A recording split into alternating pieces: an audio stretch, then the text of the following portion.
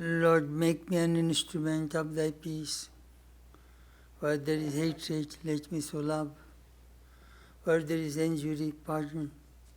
Where there is doubt, faith. Where there is despair, hope. Where there is darkness, light. Where there is sadness, joy. O Divine Master, grant that I may not so much seek to be consoled just to console, to be understood just to understand, to be loved as to love. For it is in giving that we receive. It is in pardoning that we are pardoned. It is in dying to self that we are born to eternal life. Om Shanti, Shanti, Shanti. Peace, peace, peace be full.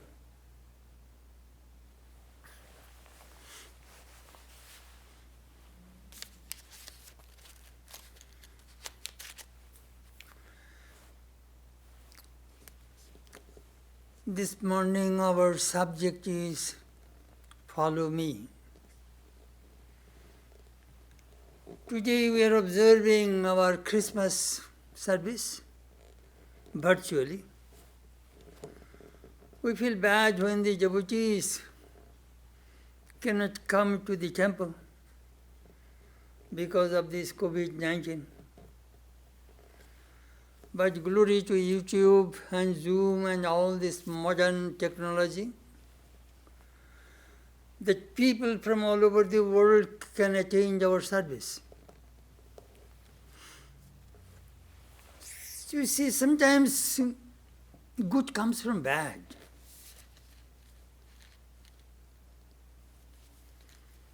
I was deeply thinking, some good must come from this corona. It may take a little time. When I read the Ramayana, we find Sita was kidnapped by Ravana. That is bad. But Ravana, the demon, was killed. That is good. We find in the Mahabharata, Draupadi was persecuted, tortured physically. That is bad. But as a result, the whole unrighteous Kuru dynasty was destroyed. That is good. Good and bad, very relative things. Jesus was crucified. That is very bad, very painful. But Jesus was resurrected. That is wonderful. Without resurrection, there is no Christianity.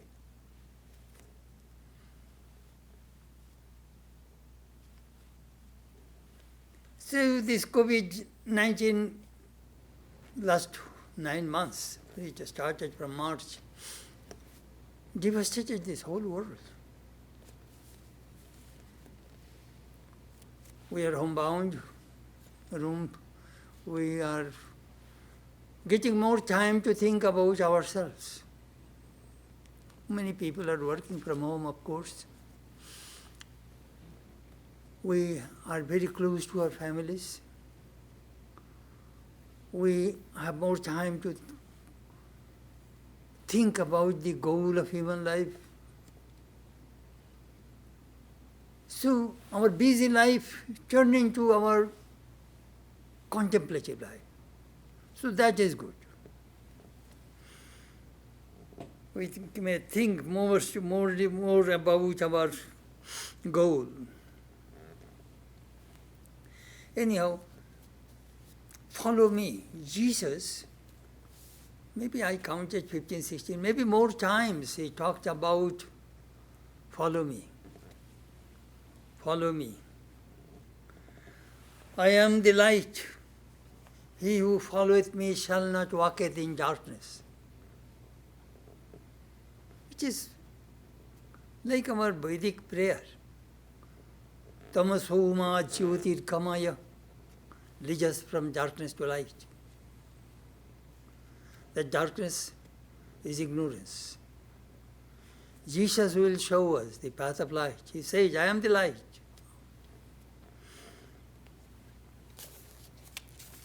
This path of God and spiritual path is really wonderful. In the Bhagavatam it says, this Bhagavad Dharma, this path of this spirituality is luminous. You will never fall. Even if you walk with closed eyes, you will not stumble. We read in the Bible, Jesus said, ye enter ye in at the straight gate, for wide is the gate, broad is the way that leadeth to destruction. Straight is the gate and narrow is the way which leadeth to life. That is a great statement. Straight is the gate.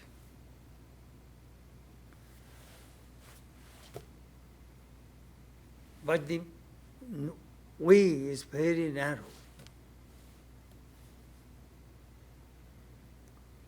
And broad gate, wide gate, broad way. Most people travel in that path. Human beings are eternal travelers, they will have to travel. No problem, no escape. You must move on. We have that inner spirit which will never make you stagnant. Stagnation is death. Expansion is life. Movement is life. We'll have to move on. There are two paths in front of us. As Jesus showed two paths, straight gate and the narrow one. In the Upanishad we find Shreya and Preya, the path of good and the path of the pleasant. The path of good, Nisreyosh, will lead us to liberation. But very few people walk in that road. And path of pleasant, that is the path of Maya, enjoyment, worldly enjoyment that binds us. That is the path of the world. Most people walk this easy path, pleasant, which brings pleasure instantly. You will not have to wait. Sense pleasure comes immediately. But the other, the path of good, it takes time.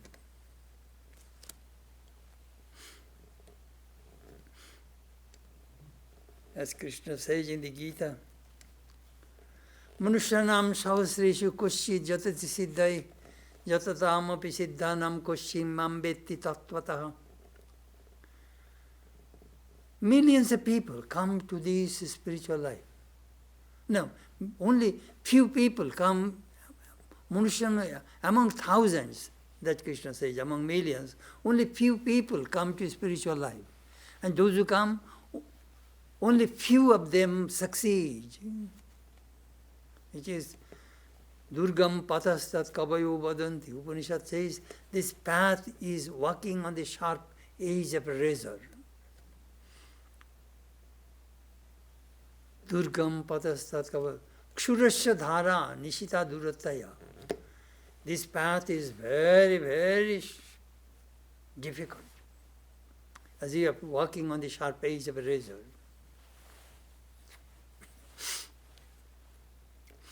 That path will lead you to immortality. The other path, path of pleasure, destruction, death. Follow me. Whom should you follow? What is the path? This question arose in the Vanaparvam of the Mahabharata. Yaksha asked Yudhishthira, I have 4 questions, please answer. First, what is the news? Second, what is the wonder? Third, what is the path? Fourth, who is happy? These are my 4 questions. Yudhishthira replied, Mahamoho katahe. This whole world you see is just like a cauldron. And there is a fire behind. And all these beings are cooked. By whom? By time. Time is devouring our longevity every day.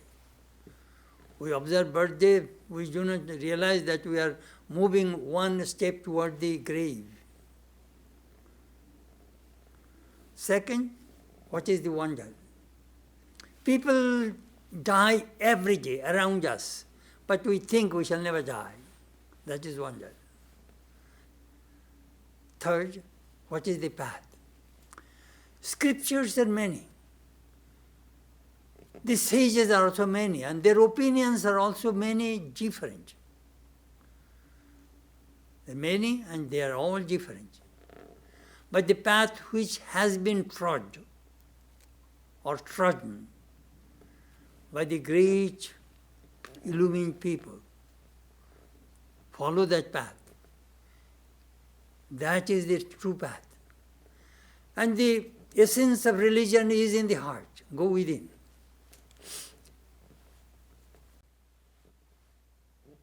The 4th question, who is happy?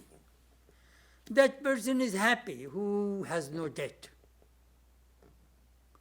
He may eat a little rice and spinach once a day, but he sleeps happily, he gets up, bathes from happily, he has no debt, no credit card.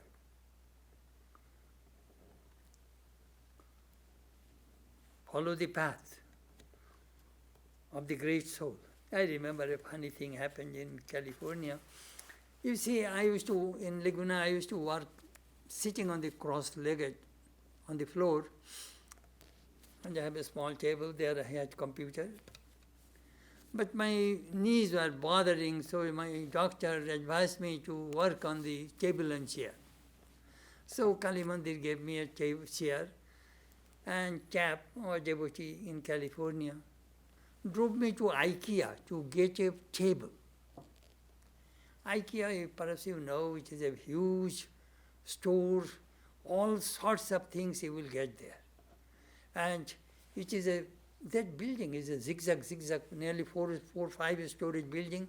You will have to move like this so that you can see everything, and they may create more desire so that you can buy more things. Anyhow, so when I entered, I asked a lady, salesperson, could you tell me where could we get a table? That woman looked at me and said, follow the path. I told Tap, I got a word of wisdom from this woman. Follow the path. Tap, let us go. So we went and bought a table. So I shall never forget that woman's message to me. Follow the path. There is an arrow marker is there, you know. Funny. That message of Mahabharata, Mahajano Gato Sapantha, the great people of the world walked, follow their footsteps. Christ was a great teacher. He was an avatar. You see, Christ, Ramakrishna, their teachings may sound different, but they all said the same goal. God realization. Jesus said, seek first the kingdom of heaven, and everything shall be added unto you. Kingdom of heaven, that is God, first. And then the world. Ramakrishna also said, Age Ishwar, Pore Jagat. First God, then the world. The goal of human life is to realize God. Clear, no ambiguity in that message. Krishna also said in the Gita, Tameva sharanam gacha sarva bhavena bharata. O Arjuna, take refuge in God, wholeheartedly, completely. Then you will get that eternal peace and that eternal abode. So these great teachers pointed out our goal. And now we must move on. Move on is very, very important, in spiritual life, in family life, in every station of life. Why? If you lie down, your fortune will lie down with you. If you sit up, your fortune will sit up with you. If you stand up, your fortune will stand up with you.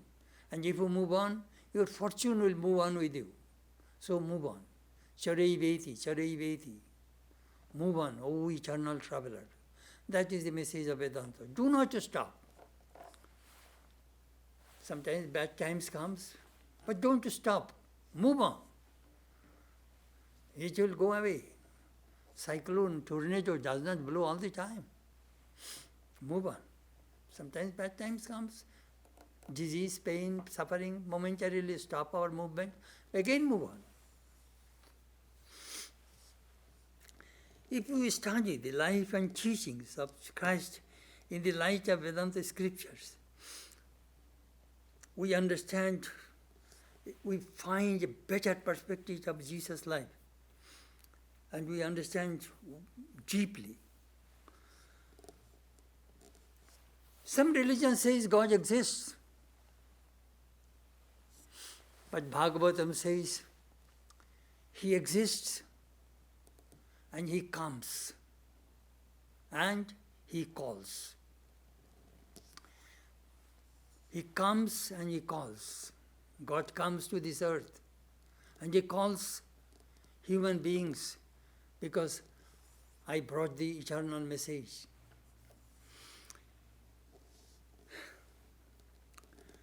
Jesus proclaimed the glory of the Heavenly Father, that is God. In three times, God comes 3 times. Jesus categorically said, I am the Son of God.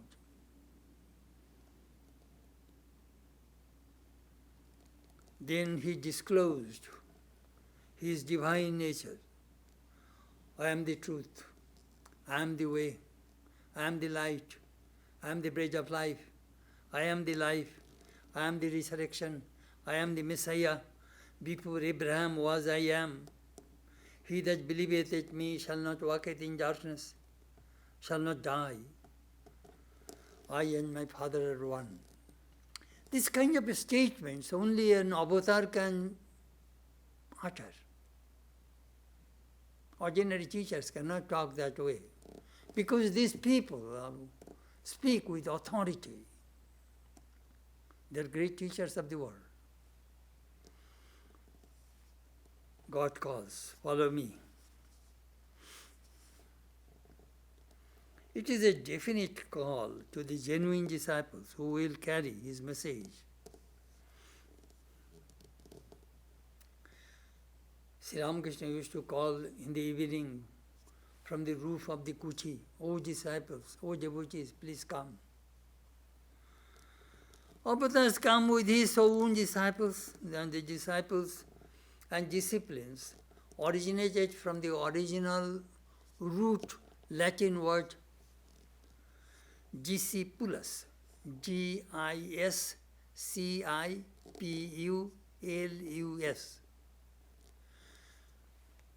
If you want to be a disciple, you must practice the disciplines set by your teacher. Most of the disciples of Christ are uneducated fishermen, but they had faith, love, sincerity, obedience. But Avatar can make them great teachers, that Jesus did.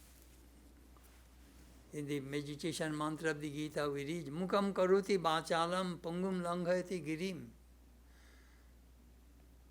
By God's grace, the lame scale mountains and the dumb become eloquent. Disciples. We see Sri Ramakrishna had 16 disciples. Only 2 of them are graduate, Swamiji and Swami Chetanananda. Ramakrishnananda and Sharadananda, they are intermediate college, 2 years college. And Abhedananda, I think, he got a school degree, matriculate. And all other disciples did not finish the school. Laju Maharaj was completely unlettered. But they are great teachers of the world. Sri Ramakrishna made them great teachers. I remember Swami Chetanananda came to our ashrama in Advaita ashrama in Calcutta. One night he was telling his reminiscences about about Premananda. Well, I was in college, I went to him and asked Maharaj, I'd like to be a monk.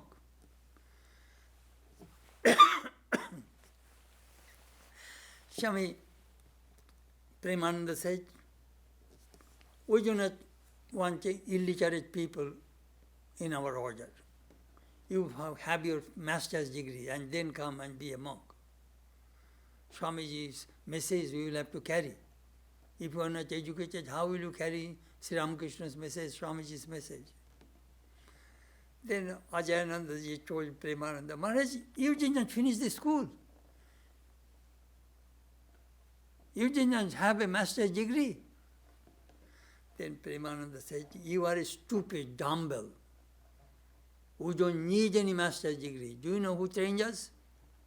Ramakrishna. Sri Ramakrishna trained us. We don't need any school or college degrees. I still remember. You are a dumbbell. Ramakrishna trained us.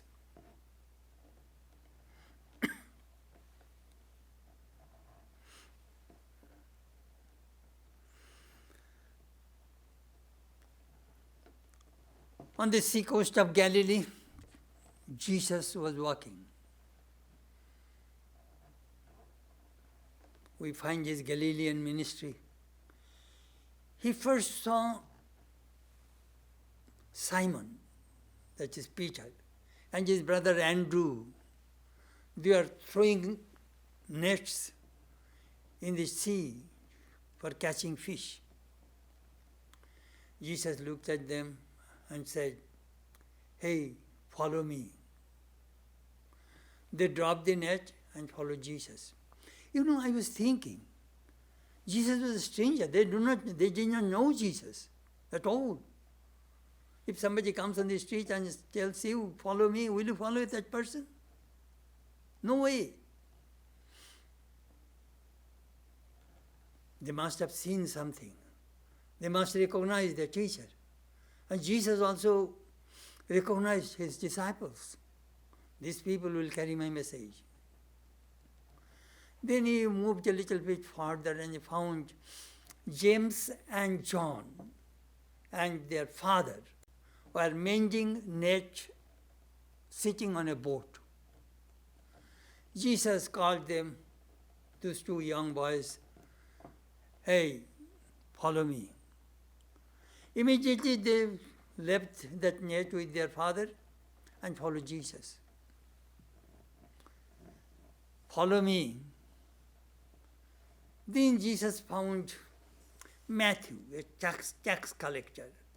That profession was very, very despised, hated by the people, because this tax collector tortured people and collect the tax. They are hated. So Jesus saw him and said to Matthew, follow me. Immediately he left that place and followed Jesus. Thus one after another he chose his 12 disciples. On another occasion Jesus said, my sheep hear my voice and I know them and they follow me. It is John 10:27. That is a fantastic statement. I know my sheep. I know my disciples. And the disciples understand my voice.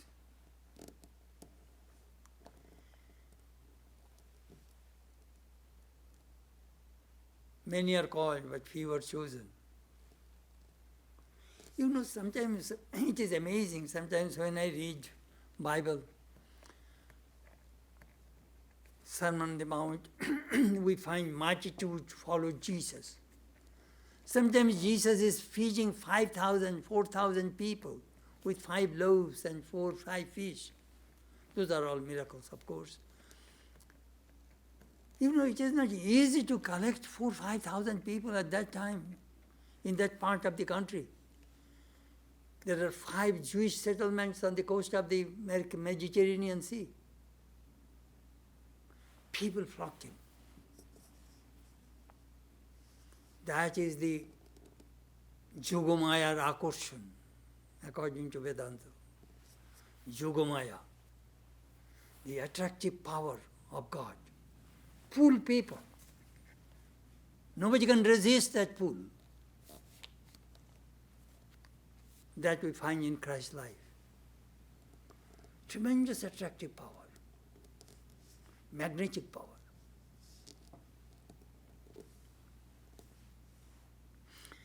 Jesus put a condition to his disciples. If anyone wishes to come after me, let him deny self and take up his cross and follow me.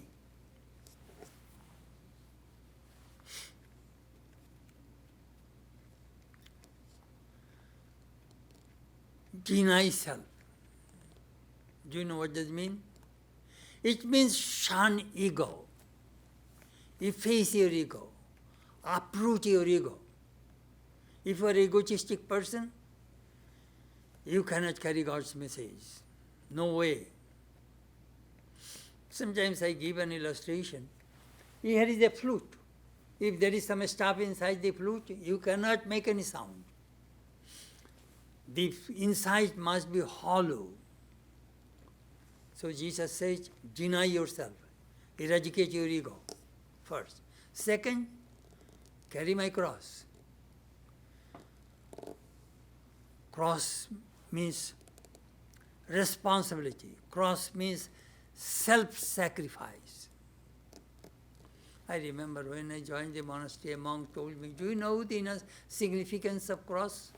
This capital I, cut. Do you know what that means? Cut your ego. That is a beautiful message the monk gave me on a Christmas night in Advaita Ashrama in 1959, I think.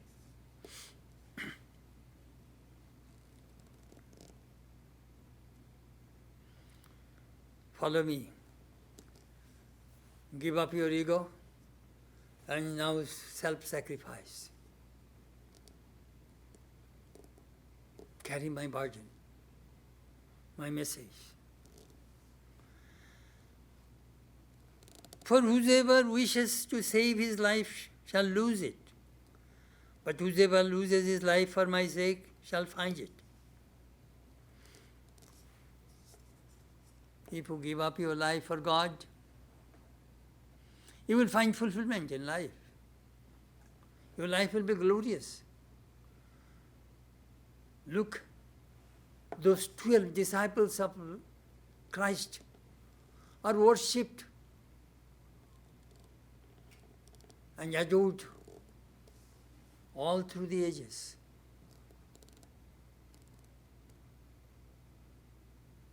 It is said that all 12 disciples, died as martyrs. I was reading my Hellish Bible. They are persecuted, they are tortured, they are killed. But they never gave up the ideal. That is true sacrifice. I remember the first day after Pentecost, when Peter gave a talk, in one lecture he converted 3,000 Jews into Christianity. That Pentecost, that Christ's power entered the disciples. And it just spread, because that is the truth. Truth cannot be hidden.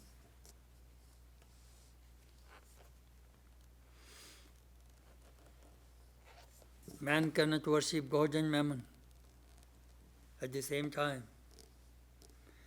It is not easy to follow the future steps of an avatar.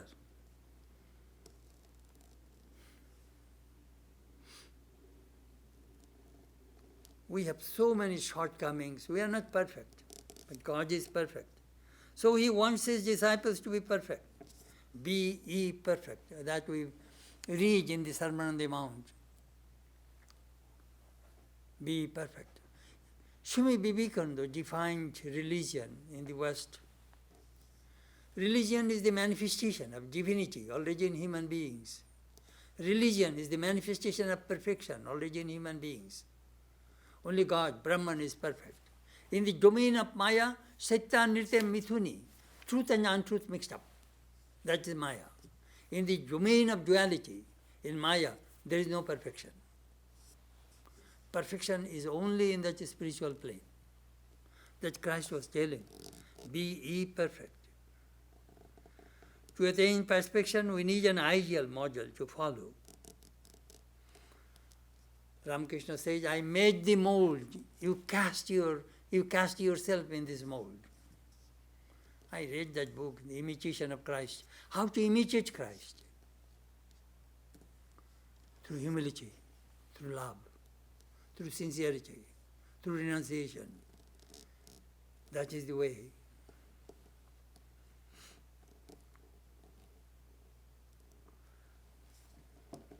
Be perfect.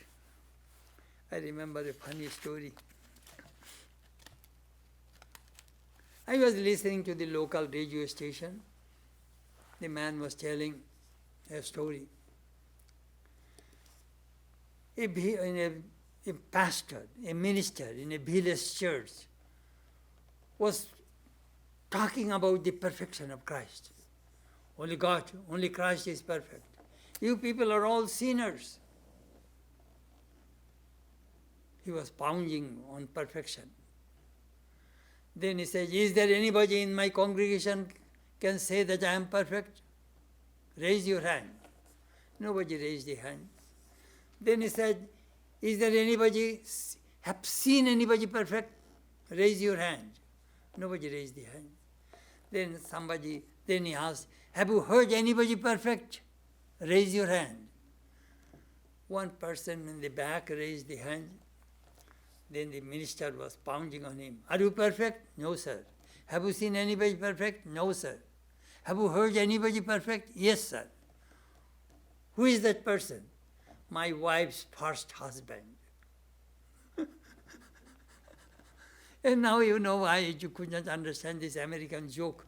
So I was asking someone, he explained, Swami, whatever this man does, his wife says, my first husband was better than you. Anyhow, that is my story of perfection. My wife's first husband is only perfect. To attain that perfection, one should take initiation.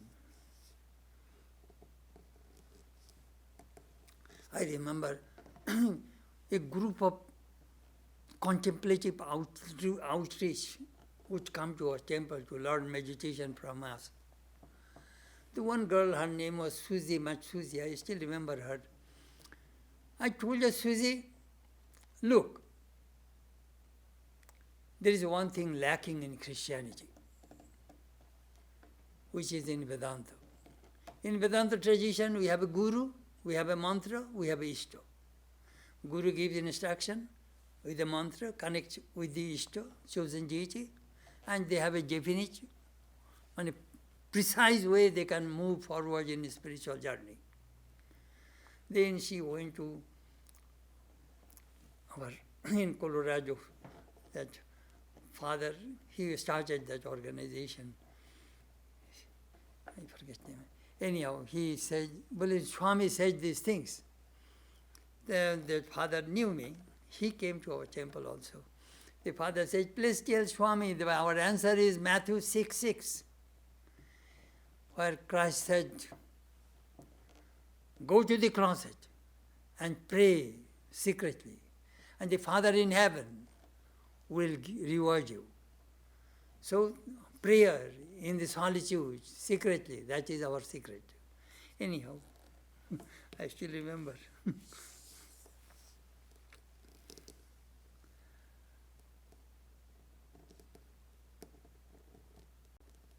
Christ also mentioned, except a man be born again, he cannot see the kingdom of God. This born again is initiation, spiritual birth. You see, our parents gave the birth to our physical bodies, but Guru gives birth to the spiritual body. That is initiation. There is a German mystic, Angelus Silesius, mentioned, Christ may be born 1,000 times in Bethlehem, but if he be not born anew within your own heart, you remain eternally forlorn. That's a beautiful way. You will have to bring Christ in your life, in your heart. After initiation, practice spiritual disciplines, and thus you will be illumined. The Christian people call it divine communion, Vedanta people call it samadhi, Buddhist people call it nirvana.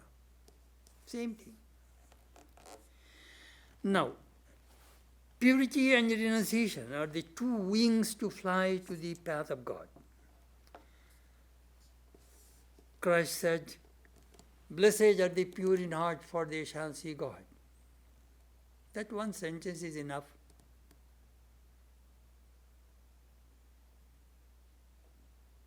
Pure in heart. Pure in heart means completely desireless. Then God will manifest.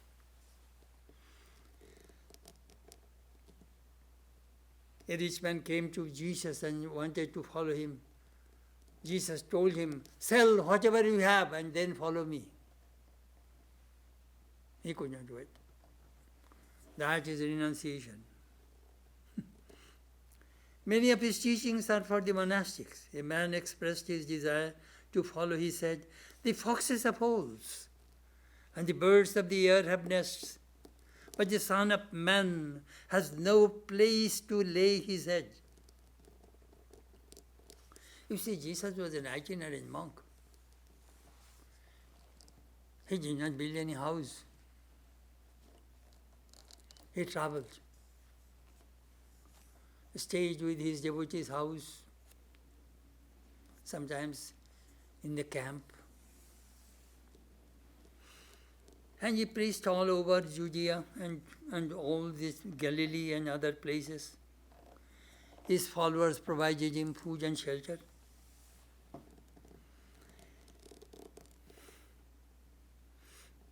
Another person wanted to follow Jesus. Well, my father died, after burying him I shall come. Jesus said, follow me and let the dead bury their dead. Give up. That's a beautiful message. Then we find those who followed him, he trained them. Training in his spiritual life is very, very important. Preparation, I call it. Prastuti. Prepare yourself.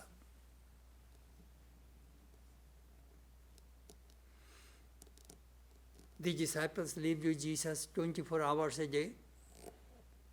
He saw his divine life, spiritual power, his love and compassion, purity and renunciation overwhelmed them. In spiritual life, as I said, perfection is very important. One cannot have samadhi without following these first 7 steps. Yama, niyama, asana, pranama, pratyahara, dharana, dhyana. Then comes samadhi in the 8th stage. Same thing in Buddhism. You will have to follow the Eightfold Path of Buddha. Same thing in Christianity. The 9 Beatitudes which Christ mentioned in the Sermon on the Mount. That is the essence of Christianity to me.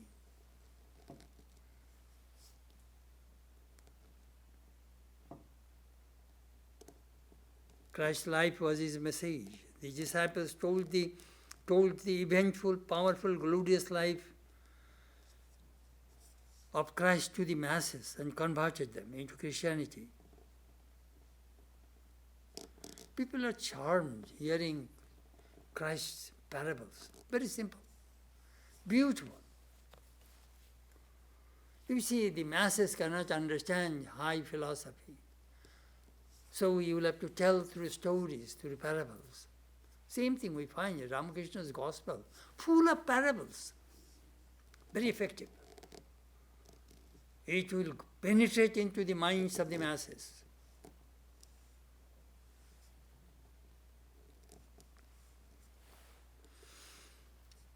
After training, Jesus sent his disciples to preach his mission. Preach as you go, saying, the kingdom of heaven is at hand. Kingdom of heaven is within you. Please follow these two statements. The kingdom of heaven is at hand and kingdom of heaven is within you. He's made himself separate from the Jewish tradition. The Jewish tradition says the kingdom of heaven is above. Above. But Jesus says the kingdom of heaven is within you. Kingdom of heaven is at hand.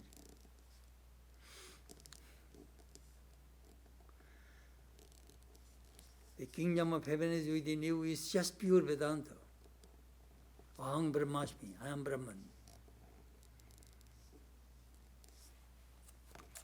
Jesus said,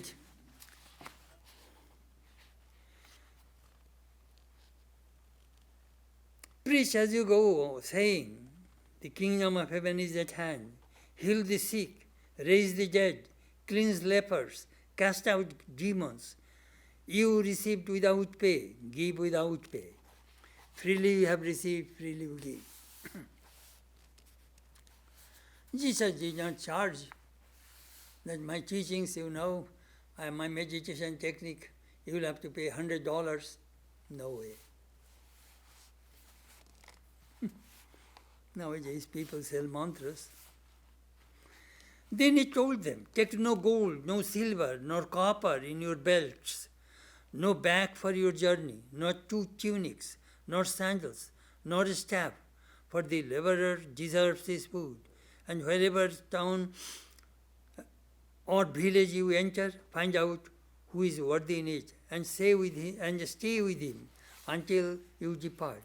As you enter the house, salute it, and if the house is worthy, let your peace come upon it.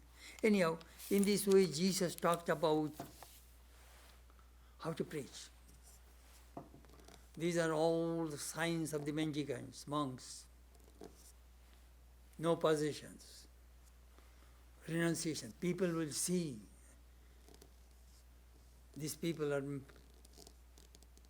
have renounced the world for God.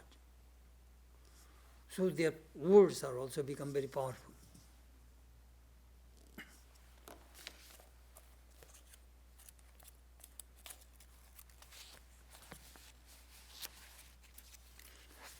Another thing we find, these disciples heard something new from Jesus.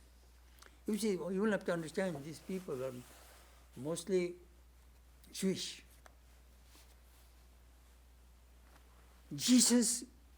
Christianity came from Judaism. Jesus was a Jew.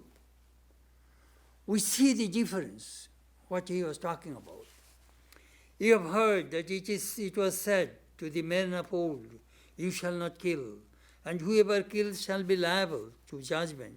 But I say to you that everyone who is angry with his brother shall be liable to judgment. Whoever insults his brother shall be liable to the council, and whoever says, you fool, shall be liable to the hell of fire. Look how Jesus was telling his disciples the difference between the previous religion and my religion. You have heard that it was said, an eye for an eye, and a tooth for a tooth. But I say to you, do not resist one who is evil. But if any one strikes you on the right cheek, turn to him the other also. And if anyone would sue you and take your coat, let him have your cloak as well. And if anyone forces you to go 1 mile, go with him 2 miles. You have heard that it was said, you shall love your neighbor and hate your enemy. But I say to you, love your enemies and pray for those who persecute you, so that you may be sons of your Father who is in heaven. Anyhow, this is the way we find how he is speaking something new which those people have never heard. Very, very interesting if you hear how Christ was training his disciples.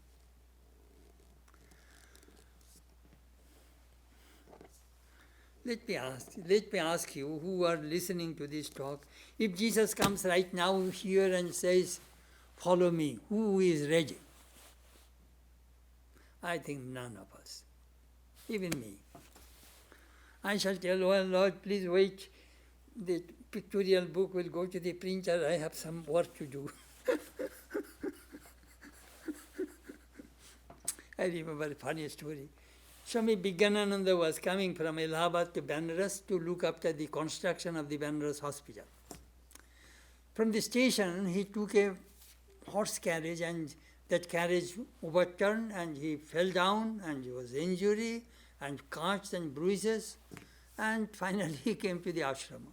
At night time, he has a high fever, and he was thinking, Lord, I came to work for you, and I have this problem. I cannot get up from my bed. Then Lord Shiva appeared before him and wanted to, and embraced him. And his all pain gone. Then he told Lord Shiva, Lord, I cannot go with you. I'll have to work for Sri Ramakrishna right now here. You please go.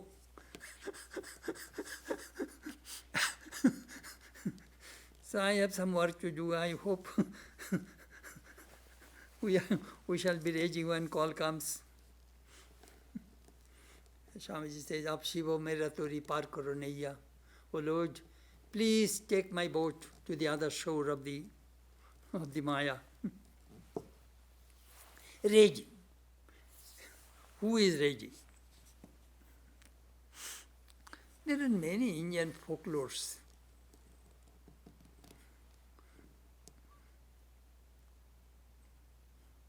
One guru came to his disciple and said, you know, you have enough.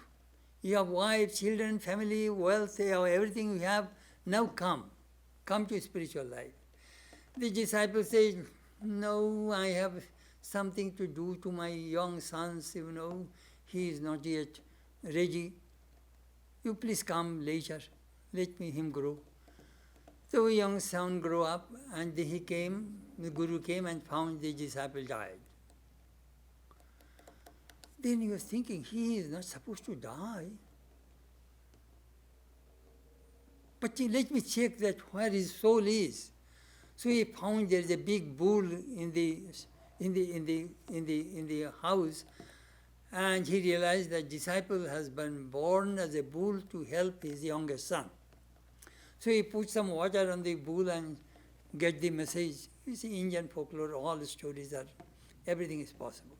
The bull says, Lord, please give me some time. The bull died. Then again he says, the bull died. Where is he? After some years, then he found that he was born as a dog. But again he brought back life to man's life and says, tell me that now you can come, you have enough. But no, I have to protect their money and wealth from the thieves. So I shall stay here as dog. Then he left, and again, you please come later. So again he came and found the dog is dead. So he found that there is a snake below the house. But what is the matter? Then he said, Lord, then was the snake. But Lord, I am now protecting their hidden treasure under the ground. Then the Guru told the disciple, his sons and grandsons, kill the snake. They killed it. Then he was released and went to his Guru. That's all Indian stories.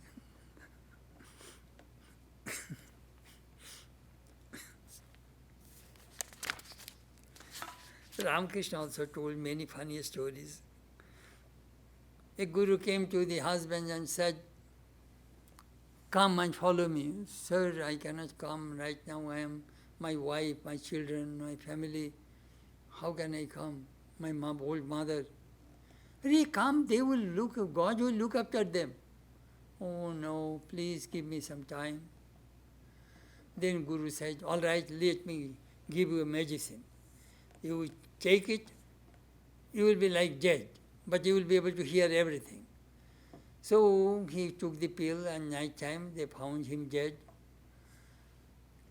In the morning the Guru came, and the whole house they are crying. All people are crying for this man.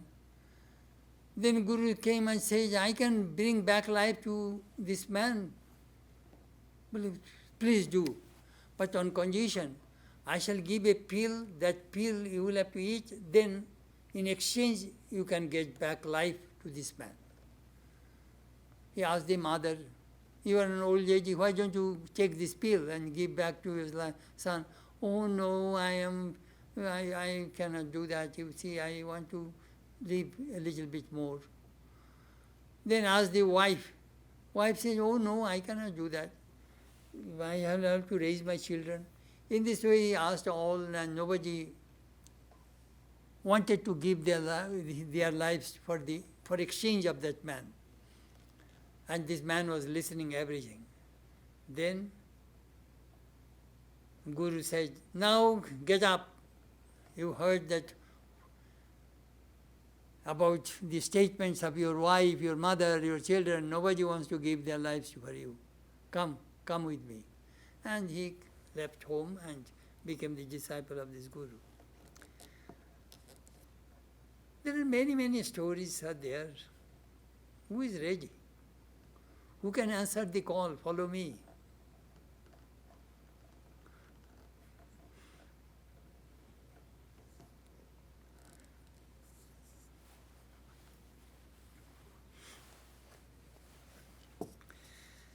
Christ's message, "Follow me," is not ended.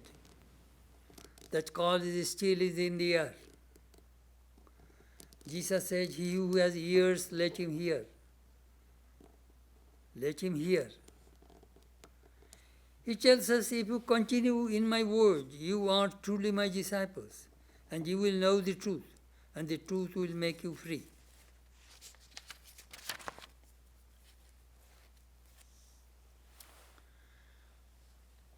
It is not easy to follow Christ, Krishna, Ramakrishna.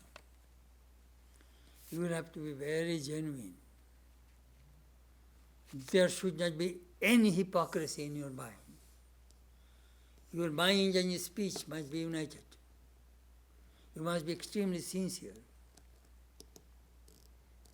and truthful. Listen to Christ's gospel of hope. "Come unto me, all who labor and are heavy laden, and I will give you rest. Take my yoke upon you and learn from me, for I am gentle and lowly in heart, and you will find rest for your souls. For my yoke is easy, and my burden is light." This is a beautiful story. "Those who are heavy laden, come unto me, and I shall give you rest." We need rest. We carry so much load, so much responsibility, so much burden on our shoulders. We need rest. These great teachers are the fountain of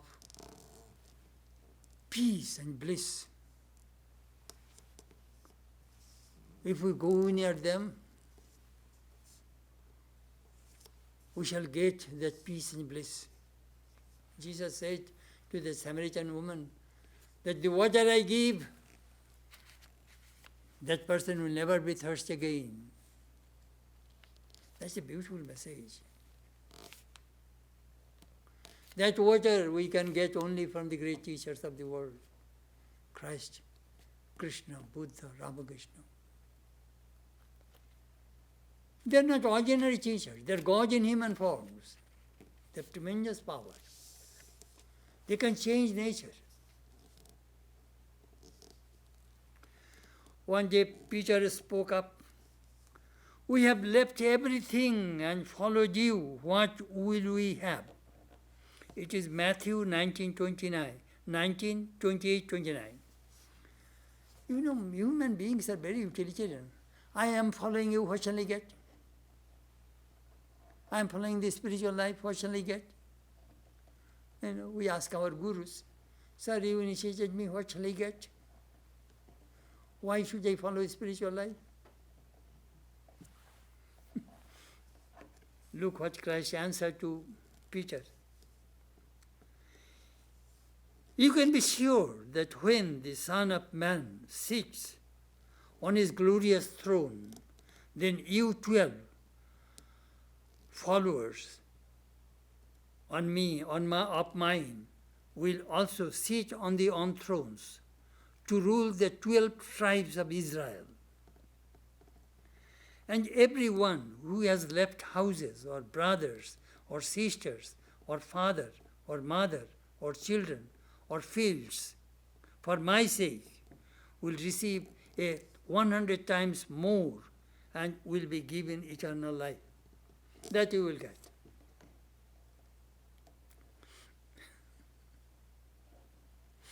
But do you know what Swamiji said? When Jesus said the kingdom of heaven, first seek the kingdom of heaven and everything shall be added unto you, why do we need the added things? I'll be fully satisfied with the kingdom of heaven. At that time, the worldly things will not come into my mind at all. If you attain God, I do not want a shawl or a new car or a wonderful husband and wife. That desire will not arise. But Jesus tried to tempt his disciples, the followers. Ask and ye shall receive. Knock and ye shall find. Ask and ye shall receive. Seek and ye shall find. And knock, it shall be opened unto you. So knock. We shall have to knock the door of God so that we can see Him. So that we can see Him. And before we see Him, we must follow His footsteps. That is the message of our Christmas. Follow Jesus. Follow God. Thank you.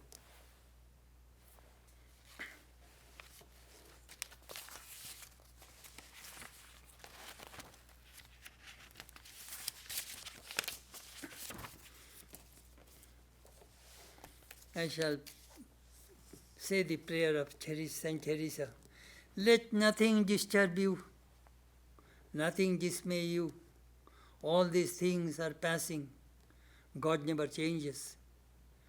Patient endurance attains all things. God alone suffices. Om Shanti, Shanti, Shanti. Peace, peace, peace be unto all.